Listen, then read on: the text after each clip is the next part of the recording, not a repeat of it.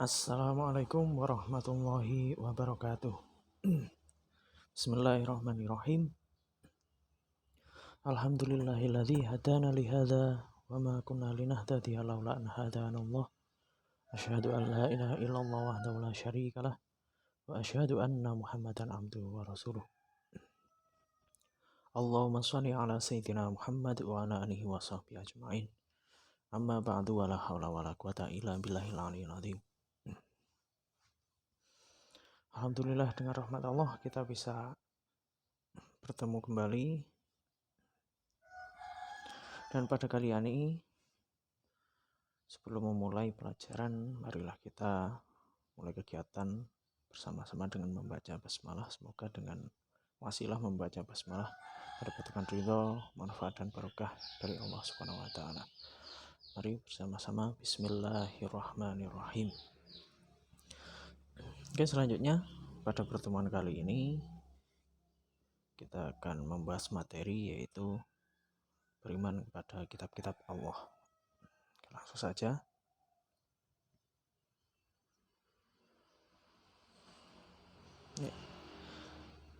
Beriman kepada kitab-kitab Allah itu berarti meyakini sepenuh hati bahwa Allah Subhanahu wa taala telah menurunkan kitab kepada nabi atau rasul yang berisi wahyu untuk disampaikan kepada seluruh umat manusia. Jadi yang dinamakan beriman berarti meyakini bahwa Allah pernah menurunkan wahyu pada nabi pilihannya yang merupakan sebagai petunjuk bagi umatnya, seperti itu.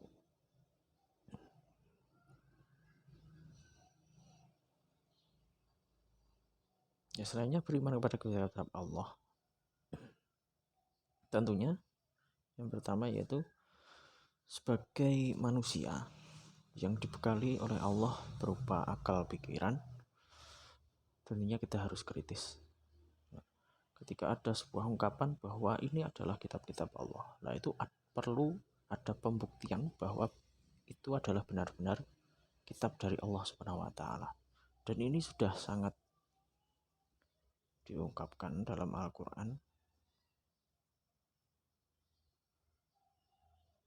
Am yaqulu naftarah qul fa'tu bi suratin mislihi wa da'u man istata'tum min dunillahi in kuntum shadiqin. Yang artinya, atau patutkah mereka mengatakan Muhammad membuat-buatnya? Katakanlah, kalau benar yang kamu katakan itu, maka cobalah datangkan sebuah surat seumpamanya. Dan panggillah siapa-siapa yang dapat kamu panggil untuk membuatnya selain Allah, jika kamu orang-orang yang benar. Nah, dalam surat Yunus ayat 38 ini, Allah itu menantang, karena waktu itu para orang-orang kafir Quraisy memfitnah Nabi Muhammad, menuduh Nabi Muhammad bahwa Al-Quran itu adalah buatannya Nabi Muhammad. Mereka tidak percaya Nabi Muhammad mendapatkan wahyu dari Allah SWT. Akhirnya ya ditantang oleh Allah. Kalau memang kamu itu memfitnah Nabi Muhammad bahwa Al-Quran adalah buatan Nabi Muhammad, maka faktu bisuratim mislih. Coba datanglah, buatlah surah yang menyamai Al-Quran. Nah, ternyata tantangan ini kan terbukti. Tidak ada yang bisa menyamai Al-Quran. Dan itu adalah salah satu bukti bahwa Al-Quran bukan buatan manusia, tapi merupakan firman dari Allah, Sang Maha Pencipta alam semesta. Nah, di ayat yang lain, afala yatadabbaruna al-Qur'an walau kana min 'indi ghairillahi lawajadu fihi ikhtilafan katsira. Yang artinya, maka apakah mereka tidak memperhatikan Al-Quran? Kalau kiranya Al-Quran itu bukan dari sisi Allah Subhanahu wa taala, tentulah mereka mendapat pertentangan yang banyak di dalamnya. Surat An-Nisa ayat 82. Nah, ini juga sebuah pembuktian kalau memang Al-Quran itu bukan firman Allah, maka pasti akan menemukan banyak pertentangan di dalamnya. Nah, itu membuktikan kesempurnaan Al-Quran yang merupakan firman Allah Subhanahu wa taala. Tentunya berbeda dengan buatan manusia. Kalau memang Al-Quran buatan manusia, ya pasti ada banyak kontradiksi, banyak paradoks dalam dalam maknanya, seperti itu.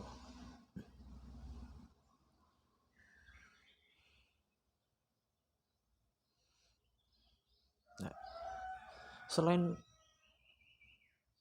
pembuktian bahwa Al-Quran adalah benar-benar kitab Allah, firman Allah, selanjutnya setelah kita yakin, yaitu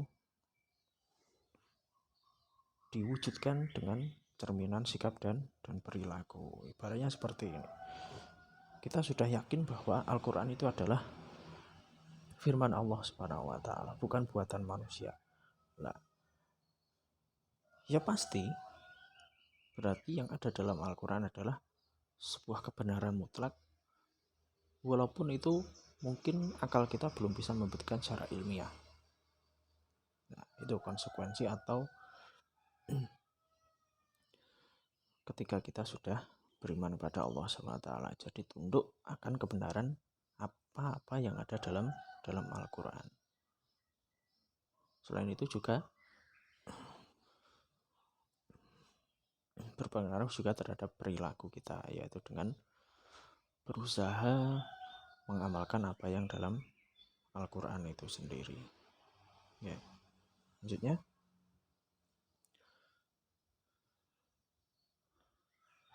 beriman kepada kitab-kitab Allah itu merupakan rukun iman yang ketiga.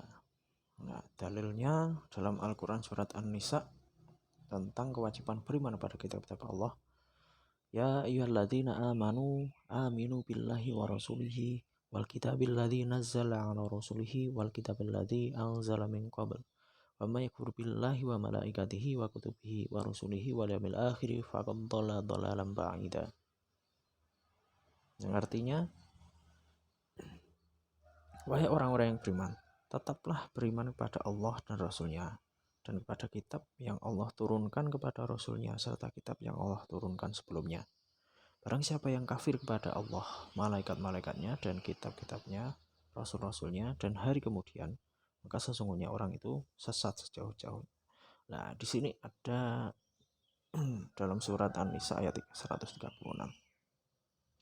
Ya ayyuhalladzina amanu aminu billahi wa rasulihi wal kitabil ladzi nazzala ala rasulih. Di sini ada sewot amar, sebuah perintah. Dan seperti yang kita ketahui dalam ilmu ushul fikih bahwa sebuah perintah dalam Al-Quran itu secara umum adalah menunjukkan suatu kewajiban, karena adalah perintah dari Allah Subhanahu wa Ta'ala. Salah satu perintah di sini adalah beriman pada kitab-kitab Allah, pada Rasulnya, yang diturunkan pada Rasulnya. Tidak hanya itu, serta kitab yang Allah turunkan sebelumnya. Jadi kita wajib beriman kepada Rasul Allah yang diutus pada kita, yaitu Nabi Muhammad, dan juga kitab yang diturunkan sebelumnya. Apa saja? Yaitu ada kitab Zabur, Injil, dan Taurat. Seperti itu.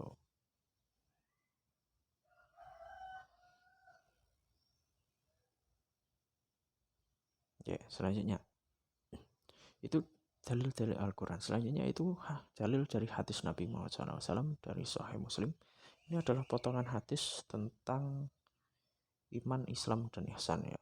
Jadi ceritanya waktu itu sahabat dan Nabi Muhammad SAW sedang duduk-duduk di masjid. Tiba-tiba datang ada seseorang yang tidak dikenal mereka, tapi dari fisiknya terlihat bukan orang yang baru bepergian, jadi seperti orang yang segar lah, fisiknya segar, tapi bukan orang situ, tidak ada yang mengenal. Bajunya putih dan orangnya sangat tampan lah. Nah, tahu-tahu orang itu langsung duduk dekat Nabi Muhammad, kemudian bertanya kepada Nabi Muhammad. Lalu ada pertanyaan yang selanjutnya ini. Nah, orang itu langsung bertanya kepada Nabi Muhammad, "Fa'akhbirni anil iman." Qala antu'mina billahi wa malaikatihi wa kutubihi wa rusulih wal yaumil akhir wa tu'mina bil qadari khairi wa syarri. Qala sadaqta. yang artinya dia berkata lagi. Jadi sebelumnya sudah bertanya, ini karena ini adalah potongan hadis ya. Dia berkata lagi, jelaskan kepadaku tentang iman, atau bahasa yang mungkin lebih dipahami, jelaskan padaku apa yang dimaksud dengan iman. Akhirnya Nabi Muhammad SAW menjawab, iman itu adalah engkau beriman pada Allah, pada malaikat-malaikatnya, pada kitab-kitabnya, rasul-rasulnya, dan hari akhir, serta engkau beriman pada takdir baik dan buruk. Kemudian lelaki itu menjawab, engkau benar. Dan seterusnya. Yang akhirnya ternyata laki-laki ini adalah malaikat Jibril alaihissalam. Seperti itu.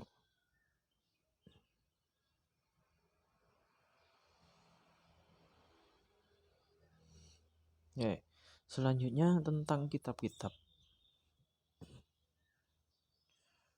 Layaknya apa yang dinamakan agama itu pasti punya pedoman, punya kitab.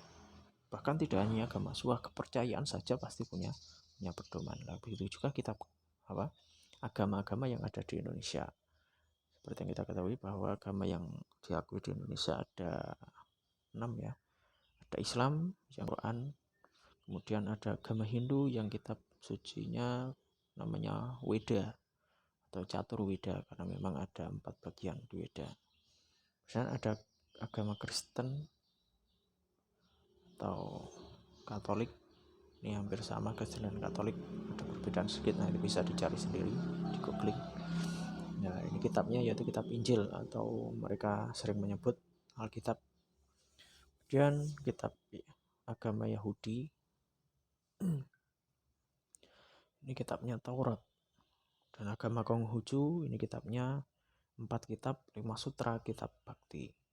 Dan yang terakhir ada agama Buddha, kitabnya sucinya berupa kitab Tripitaka. Ini hanya sebagian agama-agama yang tidak hanya di Indonesia ya, karena Yahudi tidak ada di Indonesia. Oke, selanjutnya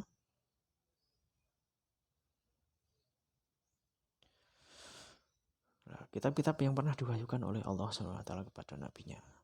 Yang pertama, yang paling lama ini saya turutkan, yang pertama kitab Taurat. Kita tahu sendiri kitab Taurat diwahyukan pada Nabi Musa alaihissalam. Setelah kitab Taurat ada kitab Zabur, kitab yang diwahyukan kepada Nabi Daud atau orang Barat, ibunya David. Selanjutnya ada kitab Injil, dan yang keempat ada kitab Al-Quran yang diwahyukan pada Nabi Muhammad SAW.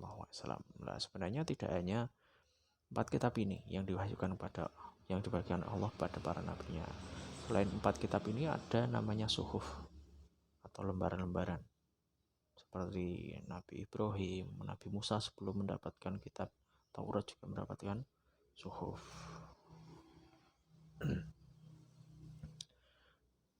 Oke, lanjut. Kitab Taurat. Kitab Taurat ini kurang lebih diwahyukan Allah kepada Nabi Musa itu abad 13 sebelum Masehi. Jadi 1300 tahun sebelum kelahiran Nabi Isa.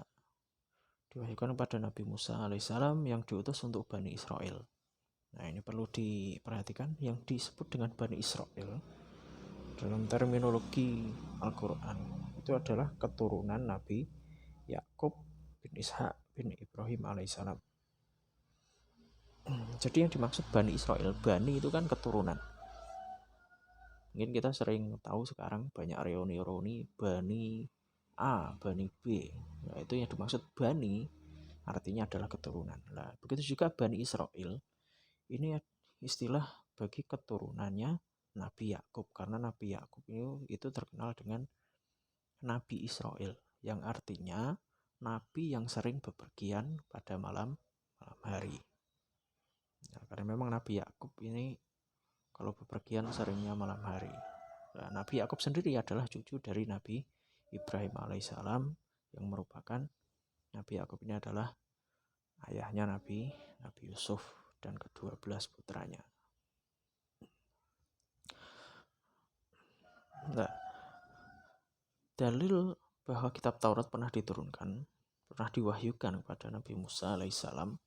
Ini sebagaimana firman Allah Subhanahu wa taala dalam surat Al-Isra ayat 2. Wa ataina Musal kitaba wa ja'alnahu hudan li bani Israila alla tattakhidhu min duni wakila.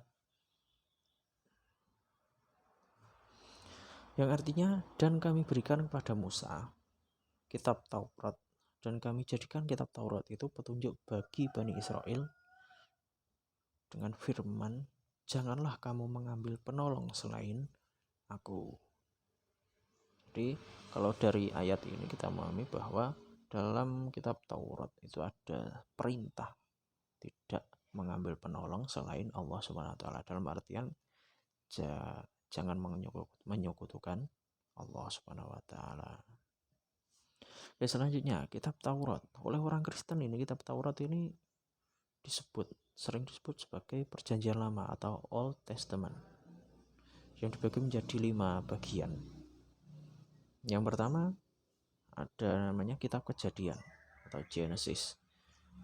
Nah, kitab Kejadian ini mengisahkan kejadian alam semesta, proses kejadian alam semesta, kejadian Adam, Hawa, serta dikeluarkannya mereka dari surga dan turunnya Adam dan sejumlah nabi sampai Yusuf alaihissalam.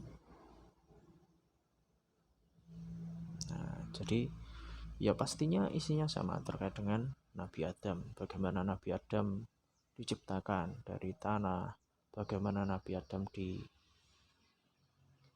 dimuliakan di surga, kemudian ada iblis yang tidak mau tawadhu, akhirnya tidak mau sujud kepada Nabi Adam dan seterusnya.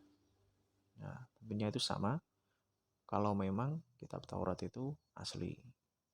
Tentunya ini adalah keyakinan kita sebagai umat muslim, beda dengan keyakinannya orang Yahudi, ya tentunya beda gitu. Oke, yang kedua, bagian dari kitab Taurat adalah kitab Keluaran atau Exodus yang mengisahkan tentang keluarnya Bani Israel dari Mesir yang dipimpin Nabi Musa alaihissalam akibat penindasan Fir'aun, keberadaan Musa di padang Tih semenanjung Sinai selama 40 tahun. Munajat Musa alaihissalam terhadap Yahweh atau istilah lainnya dari Allah Subhanahu wa taala.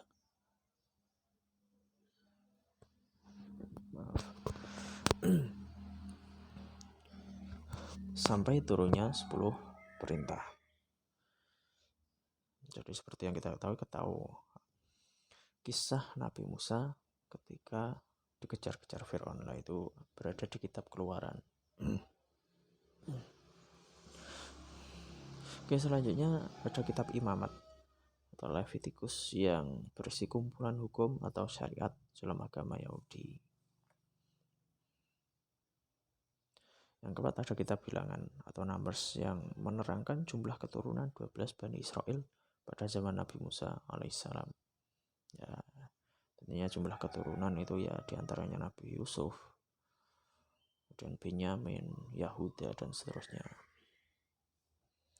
Dan yang kelima yaitu kitab Ulangan, Deuteronomi, yang berisi pengulangan kisah kepergian Bani Israel dari Mesir dan pengulangan kumpulan peraturan. Nah, itu adalah bagian-bagian dari kitab Taurat.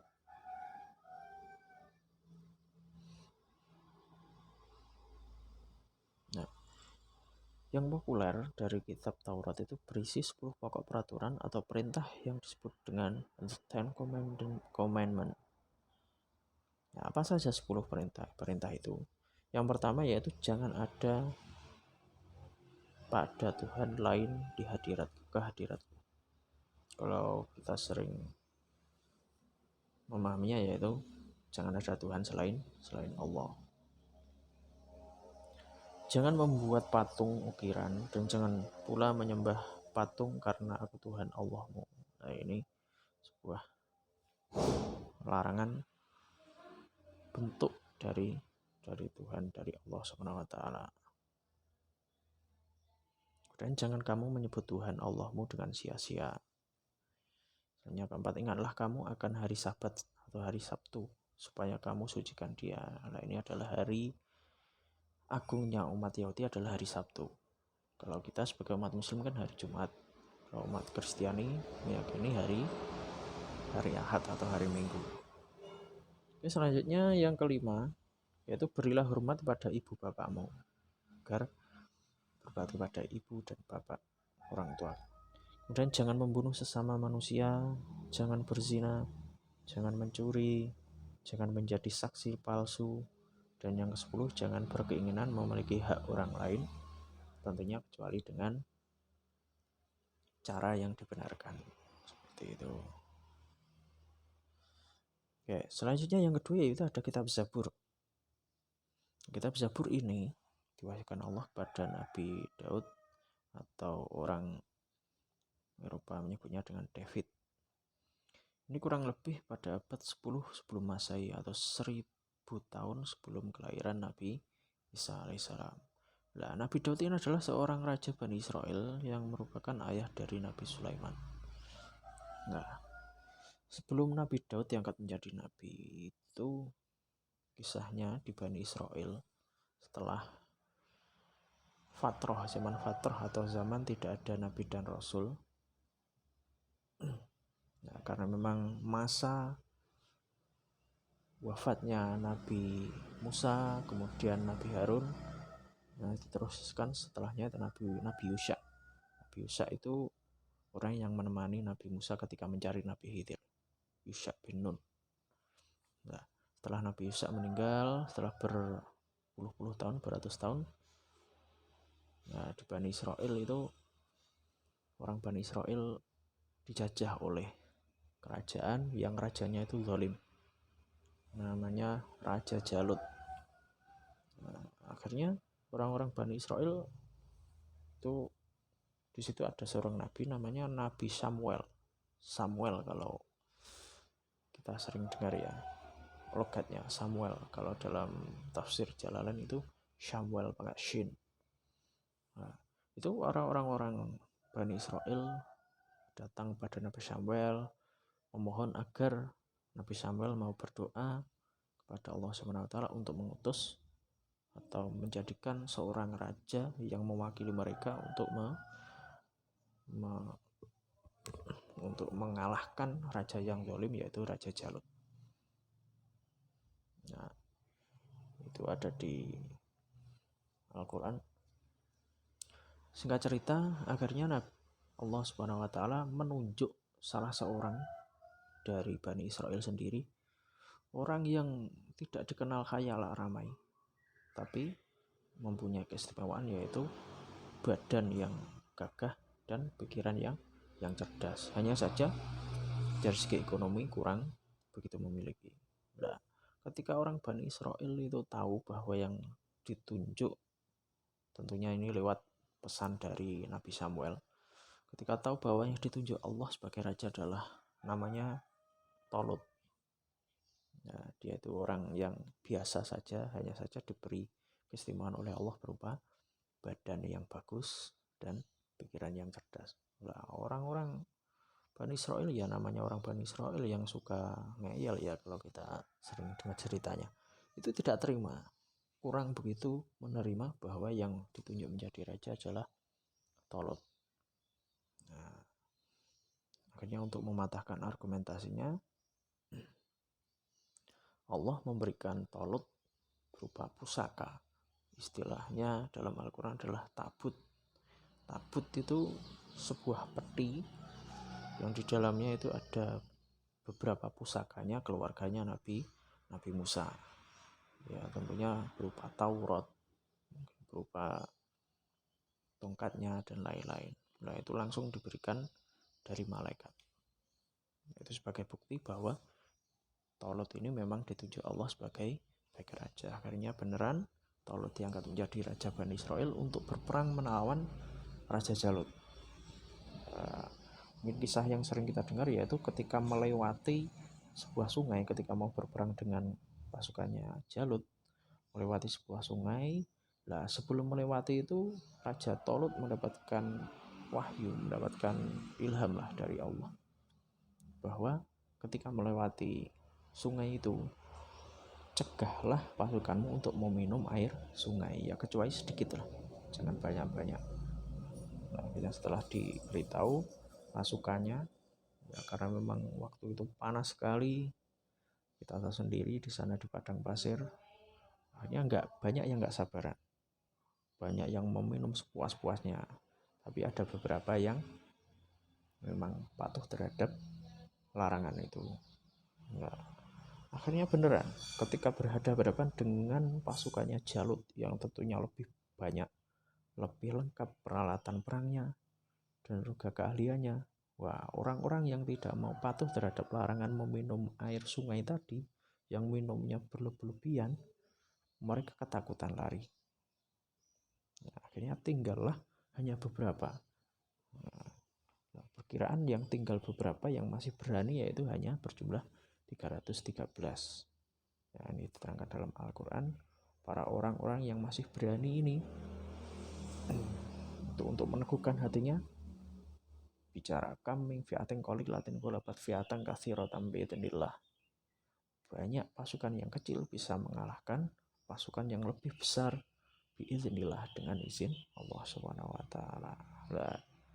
Di antara dari 313 ya kurang lebih pasukan Talut yang masih berani berperang ini adalah ada namanya Daud, yang waktu itu belum diangkat menjadi nabi.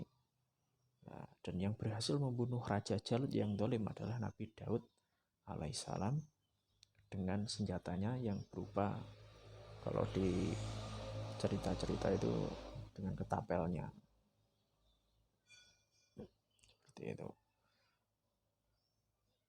Nah, setelah menang perang ya tentunya ada sebuah kerajaan baru, kerajaannya orang Israel. Sepeninggal Talut, akhirnya yang menjadi raja adalah Nabi Daud alaihissalam.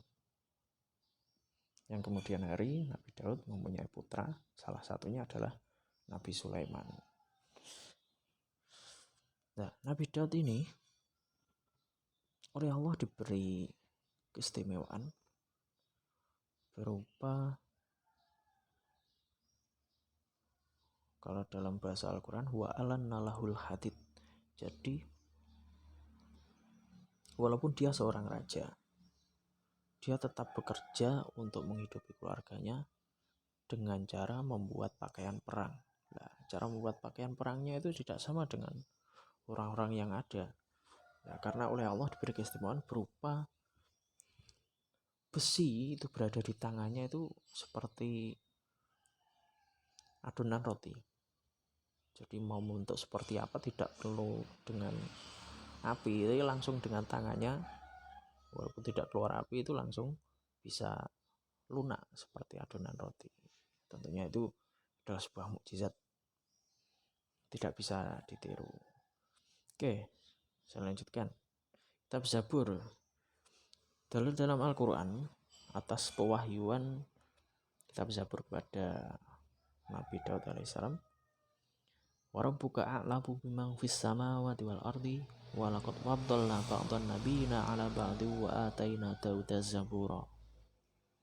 Dalam surat Al-Isra ayat 55, dan Tuhanmu lebih mengetahui siapa yang ada di langit dan di bumi, dan sesungguhnya telah kami lebihkan sebagian nabi-nabi itu atas sebagian yang lain, dan kami berikan Zabur kepada Nabi Daud alaihissalam. Nah, jadi itu.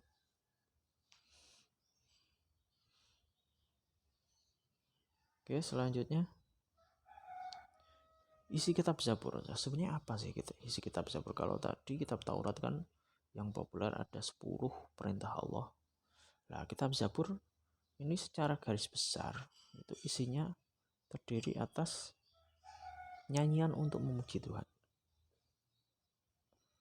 Nyanyian untuk memuji Tuhan. Jadi puji-pujian kepada Tuhan yang Maha Esa, kepada Allah Subhanahu wa taala. Yang kedua, nyanyian perorangan sebagai ucapan syukur kepada Allah Subhanahu wa taala. Yang ketiga, ratapan jamaah. Yang keempat, ratapan dan doa individu. Dan yang terakhir adalah nyanyian untuk raja, untuk memuji raja. Nah, sehingga secara syariat zamannya Nabi Daud itu aturan syariatnya sama dengan aturan syariatnya Nabi Musa alaihissalam. Ya, karena memang kitab Zabur isinya secara umum itu tadi, bukan berisi tentang syariat. Selanjutnya kitab Injil.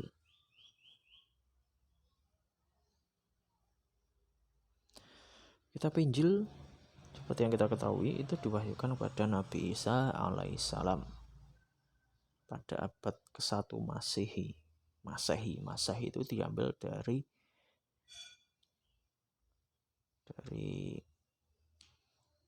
julukan Nabi Isa Al-Masih, yang artinya itu berkelana. Karena memang Nabi Isa itu nggak punya rumah, hidupnya berkelana dari satu tempat ke tempat yang lain.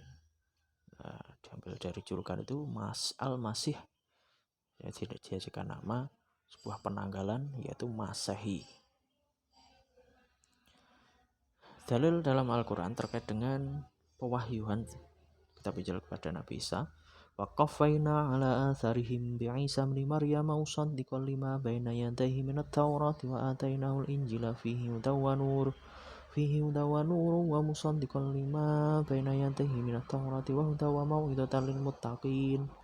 Ini artinya, dan kami iringkan jejak mereka Nabi Bani Israel dengan Isa putra Maryam, membenarkan kitab yang sebelumnya yaitu Taurat, dan kami telah memberikan kepadanya kitab Injil sedang di dalamnya ada petunjuk dan cahaya yang menerangi, dan membenarkan kitab yang sebelumnya yaitu kitab Taurat dan menjadi petunjuk serta pengajaran untuk orang-orang yang bertakwa. Surat Al-Maidah ayat 46. Nah, dari ayat ini bisa kita pahami bahwa kitab Injil itu kata-katanya membenarkan kitab yang sebelumnya yaitu kitab Taurat. Jadi hubungan antara kitab satu dengan yang lain itu pasti saling membenarkan, karena memang sama-sama dari Allah Subhanahu wa Ta'ala.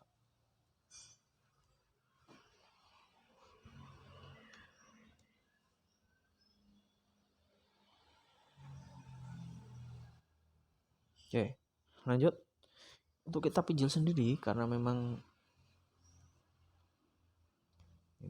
di antara kitab Allah itu yang dijamin keasliannya, dijaga keasliannya hanya Al-Quran, sehingga banyak versi. Ya, macam-macam kitab Injil itu ada banyak sekali.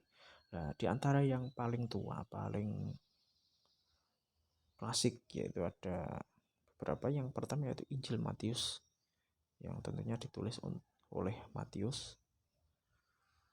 Injil Markus ditulis oleh Markus. Injil Lukas ditulis oleh Lukas. Injil Yohanes ditulis oleh Yohanes atau Yahya kalau bahasa Arabnya. Injil Barnabas ditulis oleh Barnabas lah. Mungkin nanti bisa googling terkait dengan kitab Injil, bahwa kitab Injil itu ditulis paling cepat itu hampir 100 tahun setelah Nabi Isa tidak ada di bumi. Ya, karena memang keyakinan kita sebagai orang Islam bahwa Nabi Isa itu belum meninggal, oleh Allah diangkat ke langit ketika dikepung oleh orang-orang yang tidak beriman waktu itu.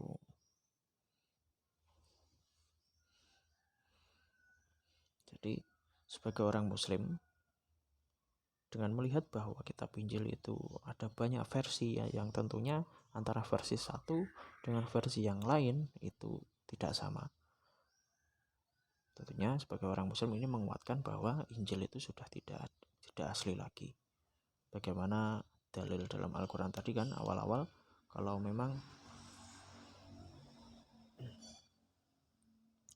dalam surat An-Nisa tadi ayat 82, afala yatadabbarul Quran walau kana min indi qadila wajadu fi ikhtilafan katsira, bahwa salah satu pembuktian bahwa kitab itu memang asli firman Allah atau bukan, itu salah satunya harus tidak ada pertentangan, tidak ada perselisihan di dalamnya. Nah, kalau kita lihat dari banyaknya versi Injil itu menunjukkan bahwa ada pertentangan di dalamnya, itu menunjukkan sudah tidak aslinya kitab Injil itu.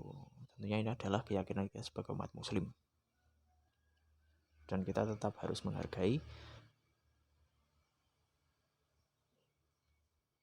umat agama asli, umat agama lain. Oke, kita lanjut. Selanjutnya yang keempat yaitu Al-Quran, kitab Al-Quran. Kitab Al-Quran ini dimasukkan oleh Allah kepada Nabi Muhammad abad ke-6 Masehi, yang merupakan kitab suci yang diberikan pada Nabi Muhammad SAW. Dalil Al-Qur'annya walaqad anzalna ilaika ayatin bayyinatin wa may yakfuru biha ilal fasiqun. Dan sesungguhnya kami telah menurunkan kepadamu ayat-ayat yang jelas dan tak ada yang ingkar kepadanya melainkan orang-orang yang fasik. Surat Al-Baqarah ayat 99. Baik, selanjutnya nih, nama-nama lain dari Al-Qur'an. Di antaranya Asy-Syifa. Ini diambil atau artinya Asy-Syifa itu obat. Diambil dari salah satu ayat, ya ayyuhan nasu qad ja'atkum mau'idhatum mir rabbikum wa syifaa'un lima fis sudur. Dan juga obat bagi hati, wa huda wa rahmatul lil mu'minin.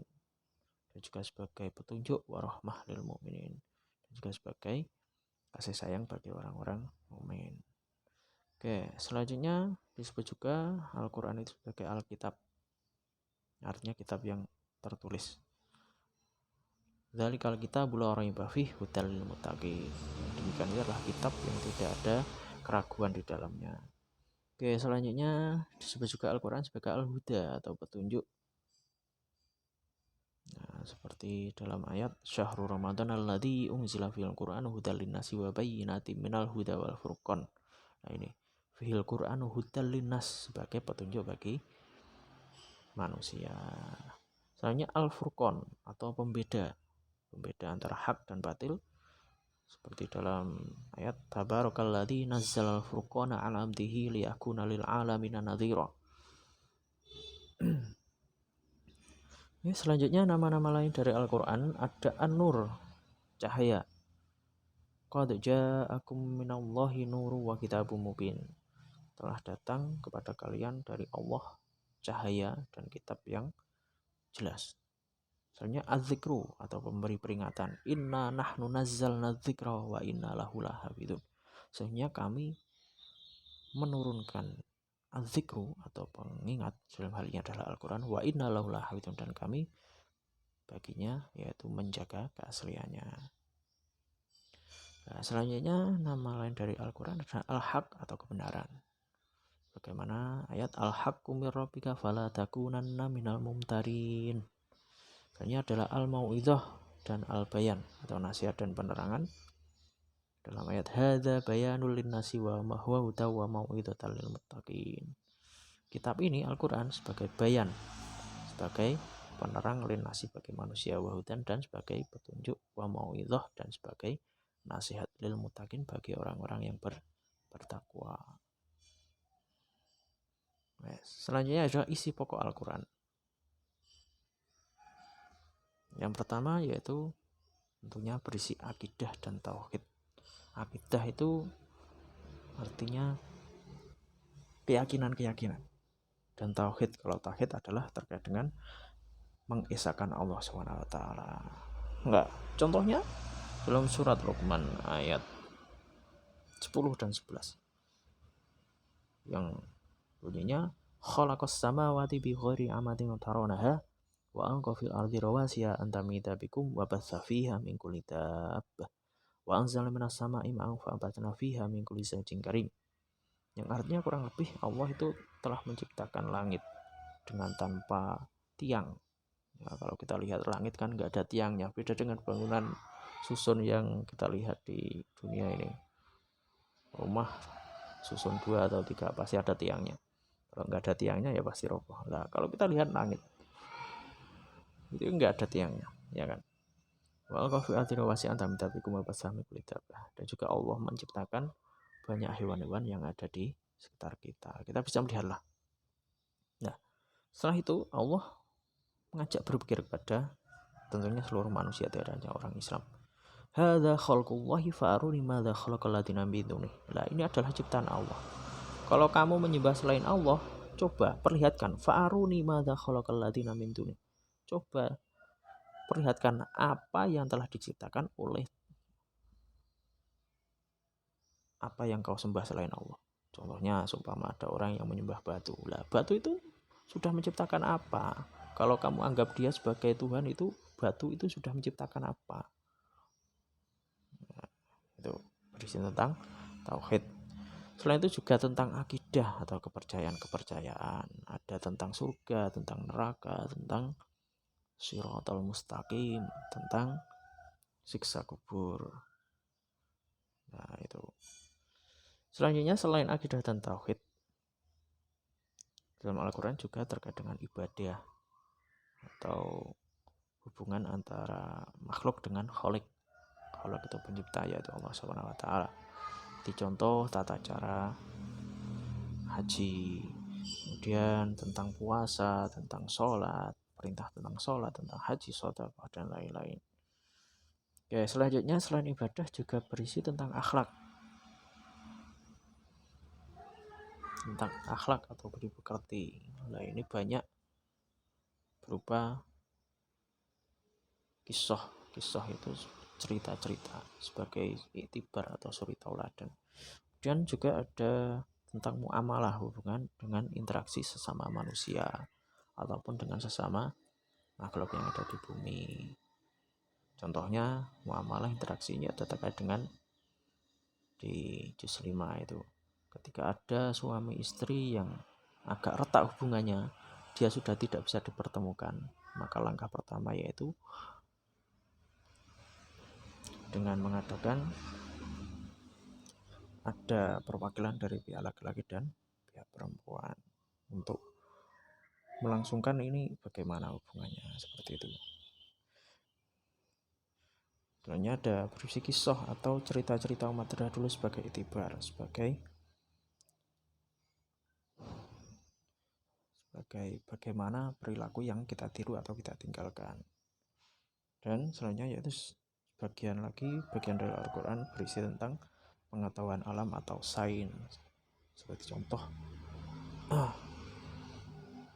terkait dengan proses kejadian manusia yang awalnya berupa sperma, kemudian 40 hari berupa darah, dan seterusnya. Oke, selanjutnya keistimewaan Al-Quran dibanding kitab yang lain. Yang pertama, Al-Quran diturunkan kepada Nabi Muhammad SAW yang merupakan penutup para nabi dan Rasul, yang merupakan khairul anam, sebaik-baiknya manusia. Yang nomor dua yaitu menyempurnakan isi kitab-kitab suci terdahulu. Nah, selanjutnya yaitu membacanya bernilai ibadah. Jadi Al-Quran walaupun kita belum paham artinya, kita membacanya saja oleh Allah sudah dinilai sebagai ibadah. Kemudian proses transformasi Al-Quran baik dalam bentuk bacaan maupun tulisan dari suatu generasi ke generasi berikutnya sejak dari masa Rasulullah sampai sekarang berlangsung secara mutawatir.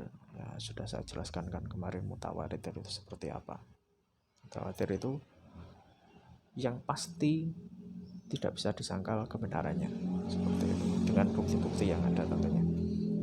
Selanjutnya kitab suci terakhir dan dijamin keasliannya oleh Allah Subhanahu wa taala. Jadi di antara kitab-kitab suci yang ada yang dijamin keasliannya hanya Al-Qur'an, sebagaimana tadi firman Allah, "Inna nahnu nazzalna dzikra wa inna lahu lahafidun." Hanya bisa memberi syafaat terhadap ahlul Quran atau orang yang membacanya. Ini terkait dengan hadis Rasulullah. Innahu ya'ti yaumil qiyamati syafi'an li ahli. Baca Al-Quran ketika hari akhir besok itu menjadi syafaat penolong pada ahlul Quran, orang yang istiqomah membacanya. Kemudian Al-Quran mudah dihafal. Jadi Al-Quran itu mudah dihafalkan, walaupun memang juga agak sulit untuk mempertahankan hafalan itu. Oke, selanjutnya sikap orang yang beriman pada kitab-kitab Allah, yang pertama tentunya yaitu berusaha mengamalkan isi Al-Quran. Kalau memang dia sudah yakin bahwa Al-Quran adalah firman Allah dari Allah SWT, nah, pasti dia akan berusaha mengamalkan isi Al-Quran dengan sekuat tenaganya sebisa mungkin. Hanya istiqomah atau rutin membaca Al-Quran sebagai bentuk kecintaan terhadap Al-Quran. Selanjutnya berusaha berakhlakul karimah, karena memang dalam Al-Quran itu mengajarkan bagaimana berperilaku baik dengan Sang Kholik Allah SWT ataupun dengan sesama manusia ataupun dengan alam sekitar. Selanjutnya yaitu berusaha memahami isi kandungan Al-Quran. Tidak cukup hanya membacanya, tapi kita berusaha untuk memahami isinya sebisa mungkin. Selanjutnya menghormati pemeluk agama lain sebagaimana hadis Nabi SAW. Nah, jadi ini ketika orang itu beriman kepada kitab suci Al-Quran, tentunya bukan berarti dia malah mengolok-olok agama lain, bukan, tapi malah saling menghormati sebagaimana tuntunan dari hadis Nabi Muhammad SAW. Haddatsana Muhammadun bin Bashar, haddatsana Utsman bin Umar, akhbarana Ali bin Mubarak an Yahya bin Abi Katsir an Abi Salamah an Abi Hurairah qala kana ahlul kitabi yaqra'una Taurah bil Ibraniyah yufassiruna bil Arabiyyah li ahli Islam. Faqala Rasulullah sallallahu alaihi wasallam la tusaddiqu ahlal kitabi wala tukadzibuhum wa qulu amanna billahi wa ma unzila, dan seterusnya al-ayat. Nah, ceritanya ketika zaman Nabi Muhammad itu orang-orang ahli kitab ini diartikan sebagai orang yang berpegang teguh kepada kitab Taurat dan kitab Injil yang masih asli tentunya. Nah, mereka itu yaqra'una Taurah bil Ibraniyah wa yufassirunaha bil Arabiyyah li al-Islam. Mereka membacakan kitab Taurat kemudian menjelaskannya kepada orang-orang Islam dengan bahasa Arab, ya karena memang zaman Nabi Muhammad di sana kan memakai bahasa Arab. Nah, bagaimana sikapnya? Akhirnya Nabi Muhammad bersabda, la tusaddiqu ahlal kitabi wa la tukadzibuhum. Jangan langsung percaya semuanya. Jangan kalian membenarkan apa yang dikatakannya, tapi jangan pula mendustakan mereka. Jadi ya jangan dipercaya 100%, tapi juga jangan menganggap itu adalah dusta, karena masih mungkin itu memang firman Allah, tapi mungkin juga bercampur dengan tambah-tambahan yang lain. Nah, katakan saja kami beriman kepada Allah dan apa yang diturunkan. Nah, kita beriman kepada Allah Subhanahu wa taala dan apa yang diturunkan Allah, yaitu kitab-kitab terdahulu. Yang kita amalkan ya tetap Al-Quran. Oke, terima kasih untuk materi beriman kepada kitab-kitab Allah. Mungkin jika ada pertanyaan kita lakukan di Google Meet mendatang. Oke, pertemuan ini semoga membawa manfaat dan barokah kepada kita semua. Jika ada kurang lebihnya saya mohon maaf. Akhirul kalam, wassalamualaikum warahmatullahi wabarakatuh.